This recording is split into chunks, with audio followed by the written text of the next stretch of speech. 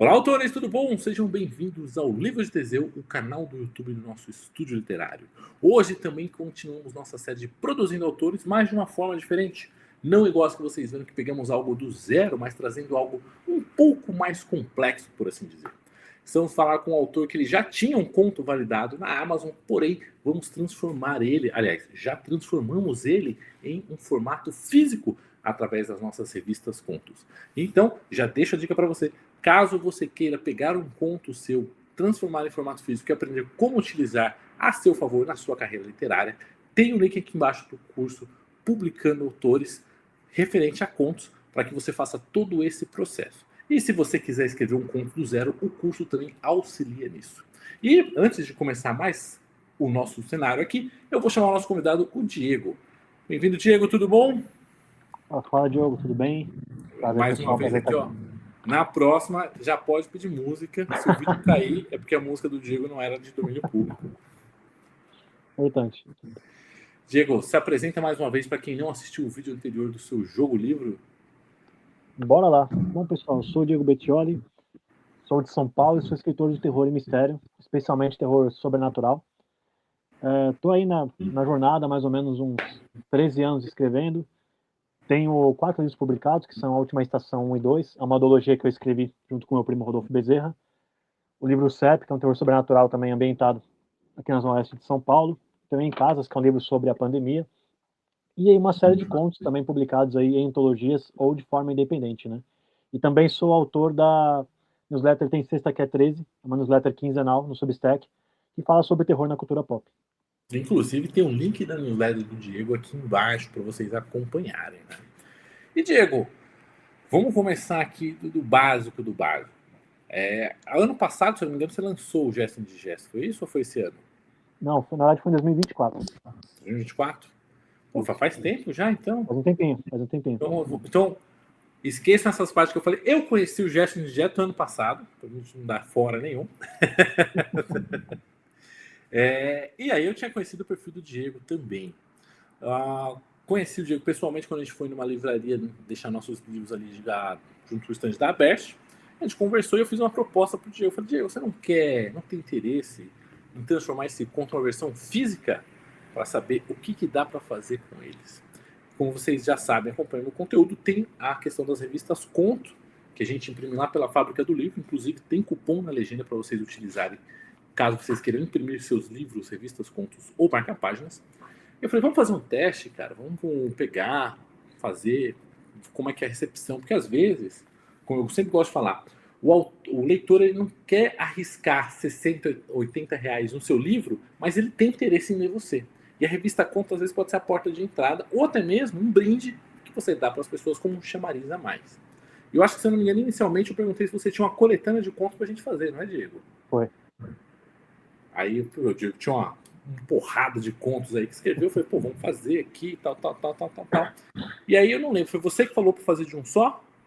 Foi, pô, tem além de participar de antologias, né, eu tenho 3 contos na Amazon, independentes, estão há algum tempo. O Justin Gesto foi o primeiro deles que eu publiquei de forma independente, assim.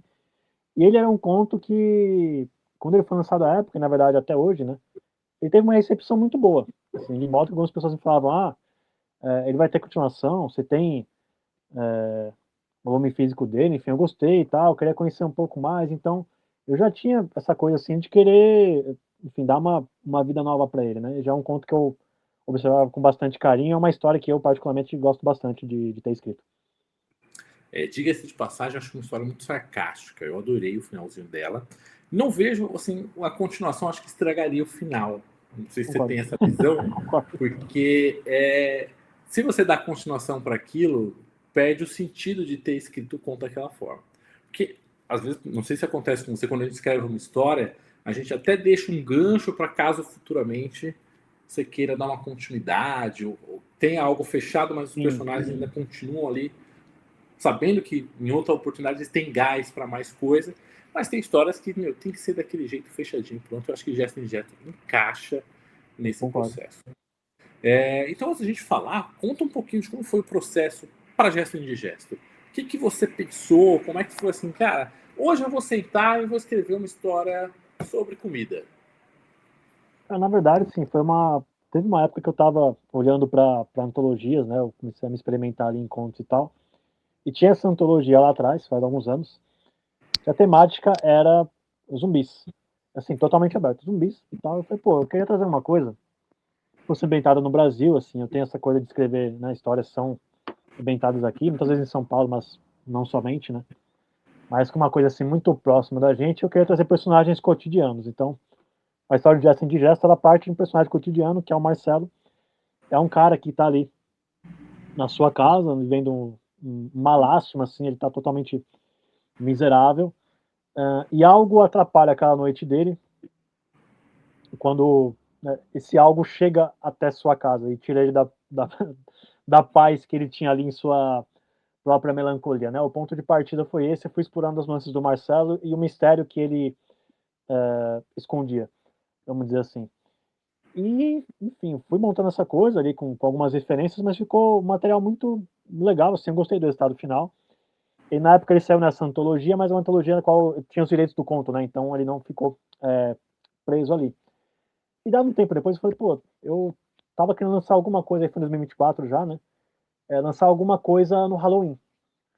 E isso acabou se tornando um hábito meu agora, todo Halloween eu lanço um conto. E eu falei, cara, tem uma história, só que tava chegando o Halloween, eu não tinha uma história pronta. Eu falei, pô, e se eu resgatasse já sem gesto, né? Aí eu fui lá, eu reli e falei, isso aqui tá bom, cara. Isso aqui tá bom pra ser publicado de forma independente. Eu acho que ele não precisa estar preso nessa antologia, que até havia ficado ali um pouco esquecida no passado, né? E eu lancei na Amazon como um e-book. Fiz algum barulho ali na época pra, né, gerar uma live assim.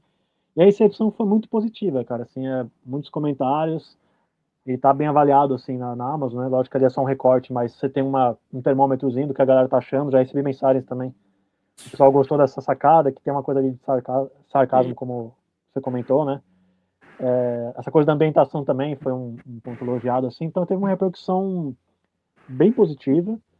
E eu falei, pô, eu acho que ele merece, né, ganhar novos leitores de alguma forma, né? E aí quando você comentou essa possibilidade de a gente ter uma revista à conta, eu falei, é esse. Eu acho que Justin Jazz se encaixaria muito bem nessa proposta. Eu vou fazer uma pergunta que me fazem, que eu não gosto que fazem, porque parece uma coisa chata e geralmente com planejamento, para mim é quase sempre a minha resposta. Quanto tempo você levou para escrever Gesto de Gesto? Cara, foi curta. Eu acho que assim, é uma primeira escrita, né? Eu acho que coisa de uma semana. A ideia, quando eu comecei a botar no papel, ela saiu muito rápido. Marcelo, etc, tá aí na casa dele, e de repente eu fui meio que sendo levado e tal. E quando veio a sacada de como terminar, eu falei, tá, eu acho que isso vai ficar bom. E aí, foi assim, então, Revisou muitas reescrito vezes? ali, Reescreveu algumas vezes? reescrevi. Reescrevi, não o final, assim, o final era exatamente aquilo. Acho que assim, quando eu saquei o que era a história, eu sabia como ia terminar, mas no interlúdio ali eu mexi bastante. Entendi que, tipo, dava pra colocar um elemento ou outro, ou então não estava tão convincente. Então eu mexi muito no miolo, mas o começo e o final eu já tinha desde o princípio. Falando de mexer um pouco, quando o Diego passou o texto para mim, eu perguntei se eu podia dar um breve pitaco, como se fosse uma mini leitura crítica aqui. Aí o Diego falou que tudo bem, mas aí ele ficou com receio de querer alterar o conto demais ou estender. Aí eu fui sincero, eu falei, pô, nem posso, porque seu conto já está validado, o pessoal já avaliou, já gostou. É mais uns detalhes que, para mim, fizeram um sentido em questão de imersão, em questão de lógica e em outros detalhes. E aí eu queria saber de você, de qual foi a sensação de receber esse feedback? Porque uma coisa é responder um e-mail, outra coisa é que falar, né? Pode ser sincero, pode ser sincero. A gente tá longe nas câmeras, tá tudo bem.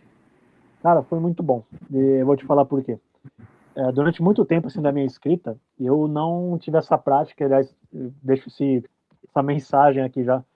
Leitura crítica, ela é muito boa, cara. Assim, às vezes é um tapinha que a gente toma assim de luva, vamos dizer, que é necessário para você olhar um pouco diferente para o seu texto, né? A gente fica muito viciado no que a gente escreve. Então, foi muito interessante, assim, a partir do momento que eu passei a entender, né, a importância da leitura crítica e receber essa leitura de você, ajudou a ver umas coisas no texto ali que não mudou o conteúdo em si, que era um receio, né, mas enriqueceu. E nuances simplesmente ali inseridas, né, de você dar um pouco mais de profundidade numa cena, torna ela mais detalhada sem ser prolixa, mas você conseguir trazer um ar ali um pouco grotesco e até de nojo em alguns pontos ali, isso muda a experiência, torna ela mais imersiva, né?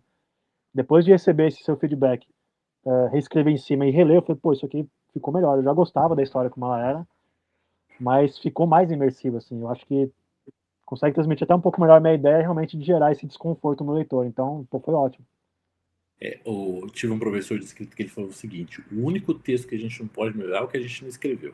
O resto, se daqui a 3 anos você ler de novo, alguém vai falar que dá para melhorar alguma coisa. Com certeza. Então, assim, o segredo é por prazo e limite. O prazo para eu entregar isso aqui é tal data e o limite para eu mudar isso aqui é tanto. Porque senão, sempre vai ter alguém que vai falar, sempre vai ter alguém que vai melhorar. E tudo bem, faz parte. Como você falou, é importante a leitura crítica. Eu tenho alguns amigos meus que já é uma amizade literária que a gente passa para ser leitor beta, a gente acaba fazendo uma leitura crítica. Tem um específico que está no podcast comigo que eu tenho medo de passar a leitura crítica para ele. Não, mas eu vou te explicar por quê. Por quê? Quando eu fui lançar o Dade, eu falei para ele, dá uma lidinha aqui, como é que tá? E aí eu tinha a ideia do Dade e apartada eu tinha uma ideia de uma revista conto, uma revista jogo, um jogo aquele lá que você tem, do cartuchinho. Sim. Ele não tinha nada a ver com o Dade, era só uma ideia que eu tava tentando fazer. E aí ele falou assim, cara, sabe o que eu senti falta? De um início, antes de começar o Dade. Algo para falar como é que chegou aqui. Eu falei, pô, primeira coisa que eu falei, caralho, assim, não, eu fiz um início daqueles assim que a pessoa já começa na tensão, tá ali, que é para não ter explicação. Essa é a grande parte do mistério. E você vem com essa pedrada aqui. Aí ele falou assim, né? Porque, e o legal é assim, ele é um leitor que não tem exatamente as mesmas referências que eu. Então ele traz referências de outros lugares. Só que não é todo leitor crítico que vai ter essa imersão. Eu já fui ler livro hot para fazer leitura crítica de hot. Já fui fazer de fantasia para poder fazer de fantasia. Fazia tempo que eu não lia e dei uma relida em algumas obras. E para o profissional que faz isso, ok.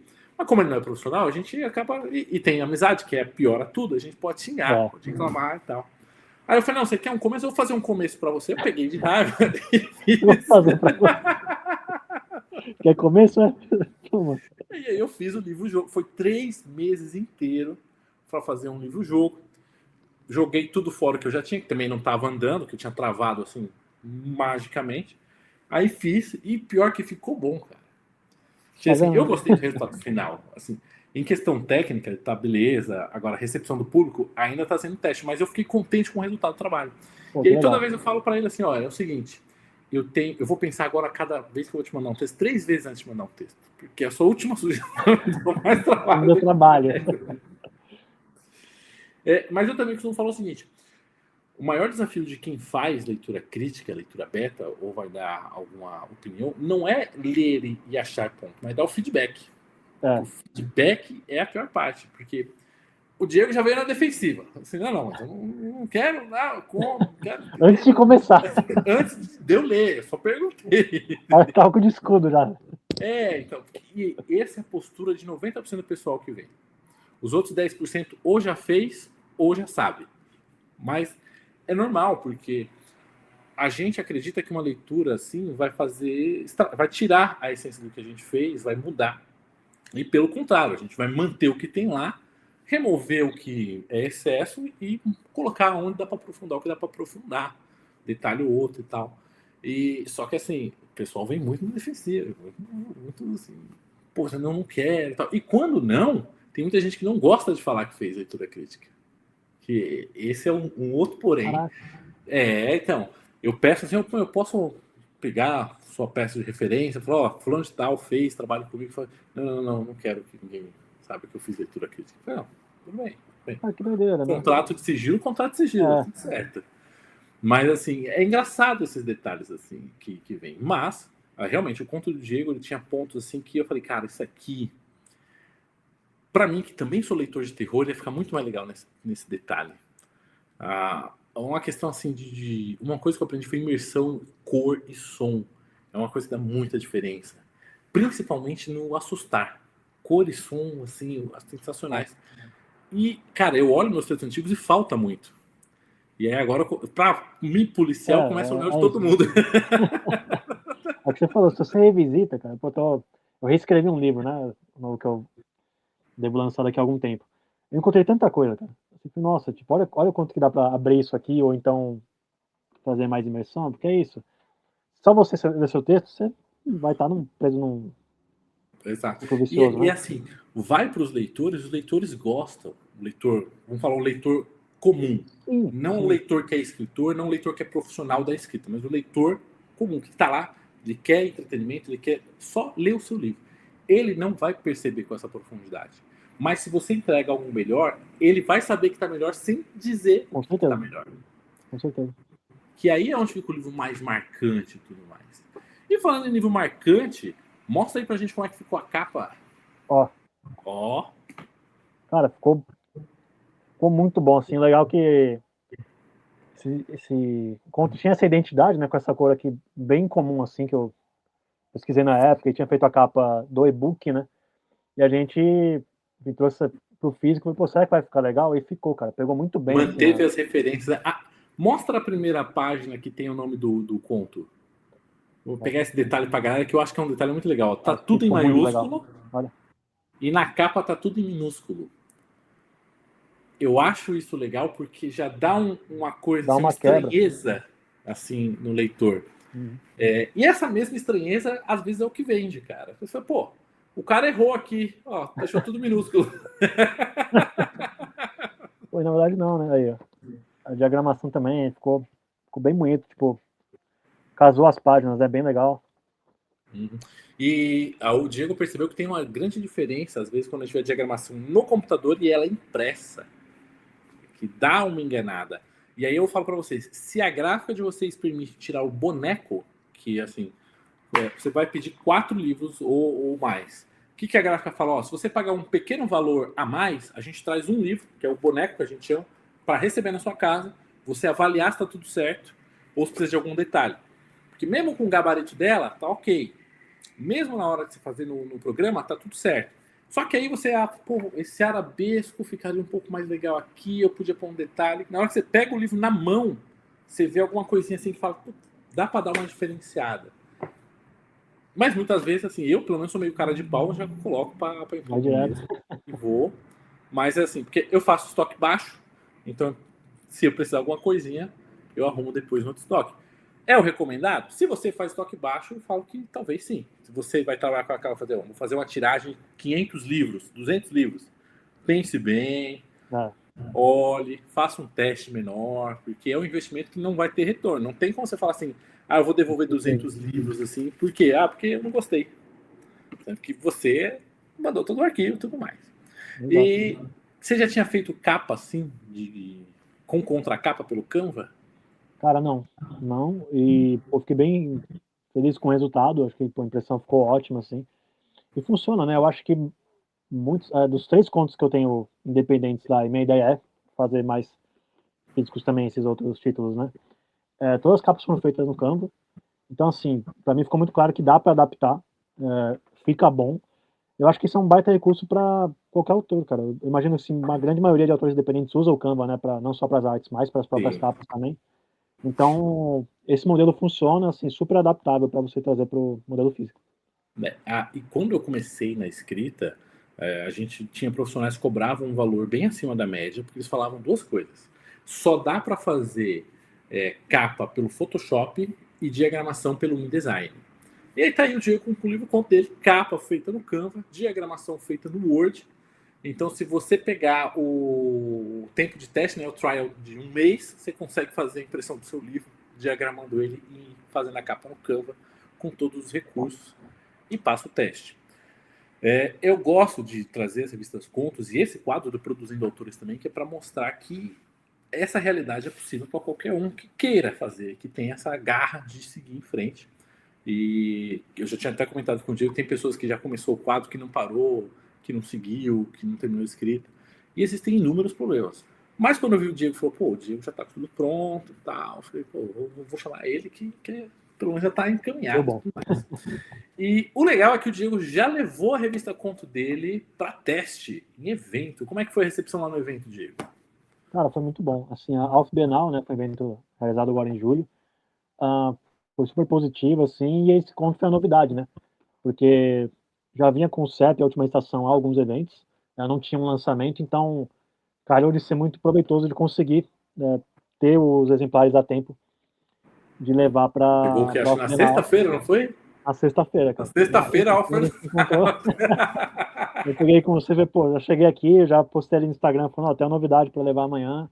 Deu tempo, então já teve leitores conhecendo. Teve gente lá que reconheceu o e-book pelo, né, e tinha digital, falou, olha, tem um físico agora. Eu falei, tem, tá Agora aqui. você pode ganhar autografado aí, né? Pois é, então tem gente que comprou ali na hora também. E engraçado, Diogo, uma outra venda ali foi muito numa veia de uma coisa que você comentou, né, de ser uma porta de entrada para a leitura. Porque ele estava num preço mais abaixo dos outros, né, até por ser um volume menor também, tem menos Sim. páginas. Então, assim, uma porta de entrada para quem não, de repente não queria pegar um livro maior, mas quis conhecer minha escrita, já pegou, depois chegou ali, postou um stories também, me marcando, né, com a aquisição. Então foi bem legal, cara, assim, deu tempo de estrear e ele chamou a atenção, essa capa aqui também, bem diferente, assim, foi elogiada lá. E é uma capa Então, bem minimalista, né? Não é aquela capa super complexa. é uma coisa muito mais de elemento. Não sei se dá para ver aqui que tem algumas coisas aqui quase em transparência, né, que são os elementos de Uhum. contaminação e tal. Eu acho que a Inclusive câmera aqui não na dobra. pega. Mas se vocês forem na Amazon, vocês vão ver que tem um DNA, eu esqueci o nome do Os esqueminha vírus, de né, ali, DNA. Isso. Tem uns outros detalhezinhos que dão contraste na capa e é muito bacana. Talvez se ela não fosse laminada, isso transpareceria. Mas aí também não sei se funcionaria. Eu já fiz capa laminada e capa sem laminação. Tem que ter uma proposta totalmente diferente para você saber se não encaixa ou não encaixa. Mas você falou uma coisa interessante que me veio uma coisa agora para poder passar. Nem sempre a gente consegue lançar um livro por ano ou um livro a cada 6 meses, porém, se a gente não fala muito de nós, a internet acaba matando todo o nosso conteúdo. E ao mesmo tempo fica chato você ficar 2 anos falando sobre o mesmo livro apenas. Não que não seja possível, mas assim, todo dia só a mesma coisa pode parecer errado. Junta isso com o cara que fala, pô, eu te vi em tal evento. Ah, mas você tá com o mesmo livro, uma coisa. Às vezes no Revista Conto, claro, gente, com parcimônia, senão a gente vai ter que começar a colocar igual a Amazon, limite de livros para os eventos. Mas vamos supor aqui, hipoteticamente, que a cada 3 meses você escreve um conto, você imprime e põe para lançar, ou leva para algum evento novo. Ou quando você souber que tem um evento novo, você prepara um conto para deixar em formato físico. Abrindo valores aqui, isso aí, qualquer um pode entrar na fábrica e fazer o orçamento. Mais ou menos aí 20 páginas saem uns 3 a 4 reais por revista conto. Então, olha o custo que você tem. Se você imprimir 4, dá 4 vezes 4 dá. Faz 4, 16, com 16, 28. Não, 28 não, 32. 32 reais. Você pega 4 revistas contos. Tem lugar para retirar balcão gratuito, então você não precisa pagar o frete. E aí você fala, pô, 32 reais. Às vezes 32 reais você gasta de marca-página, a pessoa não olha. Mas você fala assim, ó, nesse evento, quem comprar meu livro vai concorrer a uma revista conto. Ou eu vou sortear revista conto para os 4 primeiros compradores, garante. Você vai mostrar algo novo, você vai trazer algo novo assim. Às vezes o conto está na Amazon parado e você está renovando ele. E você volta a ser ativo, mostrar o seu trabalho, falar da sua escrita sem ser aquele cara chato que está aí 2 anos falando só do mesmo livro. Não que isso não seja possível novamente. Isso é válido, tem pessoas que fazem isso direto. Os livros mais vendidos, por exemplo, do Stephen King são os mais antigos, não os mais recentes. Então a gente sabe que funciona, o livro bom vai vender. Mas, no jogo da internet, quando a gente vai falar do nosso marketing digital, para autor independente que não é tão conhecido ou está começando, ou mesmo mais conhecido ainda é desconhecido para muita gente, tem que usar artimanhas que são interessantes, que são validadas, que chamem a atenção. Chamar a atenção, às vezes, é apresentar algo com cara de novo, não necessariamente novo, que é o caso do conto do Diego aí, que é bem interessantíssimo. Diego, considerações finais, últimas palavras antes de a gente encerrar aí, mais alguma coisa que queira dizer? Primeiro agradecer o espaço, agradecer pelo trabalho também, né, que você desenvolveu aí junto comigo para ter esse lançamento aqui. Acho que fiquei bem feliz com o resultado. É a minha principal novidade agora, né, como você comentou nesse ponto, é muito importante, concordo assim 100%. A gente, como autor, sempre está trazendo a sensação do novo, né? Você não deixa aquilo Não que a gente precisa já ser lançou, novo, mas mas a sensação, sabor exato, novo. sabor novo.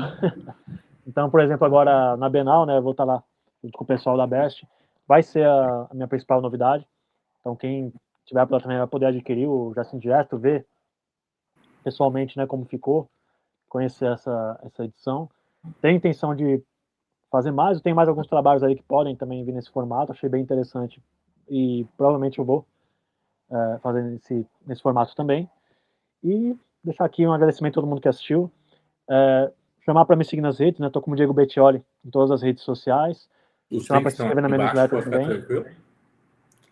A cada 2 sextas-feiras tem uma edição nova, então convidar você a se inscrever na newsletter e agradecer, cara, agradecer novamente aí pelo trabalho, pela oportunidade, e que as pessoas também conheçam esse trabalho com a revista Conto, que realmente é bem interessante. Adiram a isso. O português também falhado, mas Sim, eu pensei no verbo, também não veio. Mas sim. Venha você também aderir à seita da revista Conto, porque quando é escritor a gente sabe manejar as palavras que a gente sabe escrever. Venha você também aderir à seita da revista Conto, faça parte. Eu não estou com elas aqui em mão, porque onde eu estou gravando está tudo longe, mas eu tenho a minha série de revistas Contos, que é o Arquivos Abimp, que é bacana. São 12 partes. Na Bienal eu vou lançar a número 4, que é um trabalho que eu estou fazendo aí aos poucos. É bem legal. Porque ao invés de escrever um livro de 700 páginas, dividir ele é muito interessante. E o meu trabalho inicial, meu planejamento inicial foi quebrado e vai se modificando conforme o feedback dos leitores. Então isso é muito legal de fazer. E eu agradecer a cada um de vocês que estão assistindo aqui. Diego, eu espero que você tenha muito mais revistas Contos aí, além dessa, para vender outros títulos também.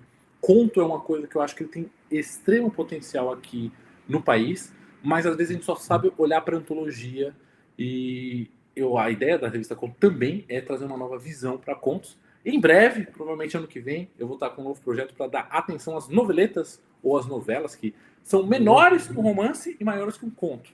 Então, vamos aí no formato pocket, assim como eu fiz esse desbravamento com revista Conto. A ideia é trazer as novelas e noveletas em formato pocket também, para a gente colocar. Porque qual que é uma das grandes vertentes do estúdio? Não é só trabalhar para que autores publiquem mais e melhor, mas também trazer novos formatos para o mercado. Que isso talvez seja algo que grandes editoras não olhem, mas que nós, como autores independentes, podemos inflar o mercado e criar essa demanda indiretamente. Então a revista Conto desse, os formatos pocketbooks provavelmente vão ser outros que a gente pretende trazer com mais autores, mas isso aí fica para os próximos episódios.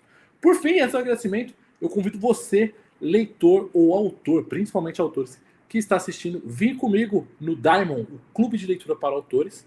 É um clube por assinatura pela Hotmart. A gente lê um livro por mês, em geral de 6 a 8 semanas. Cada semana a gente tem micro exercício aplicável, não gasta mais do que 15 minutos da sua vida para você treinar e abrir assim insights para sua escrita. Temos 2 encontros por livros online, que além de falar sobre o livro que a gente está lendo, os pedaços que a gente está lendo, a gente tem um espaço para bater papo, avaliação de texto e troca de ideias entre autores. Hoje, dia 30, que é o dia que esse vídeo vai no ar, já foi a abertura do próximo livro, que é O Herói e o Fora da Lei. Um livro sobre marketing, mas que, para mim, quando fala de arquétipos, me ensinou bastante sobre escrita e também carreira, e por isso que ele está lá no Diamond. Então, convido vocês a conhecer, o link está aqui embaixo, e qualquer outra dúvida pode mandar para mim nas redes sociais, pode mandar para o Diego também, que está apto e disponível para responder também. E espero que vocês tenham gostado. Até a próxima!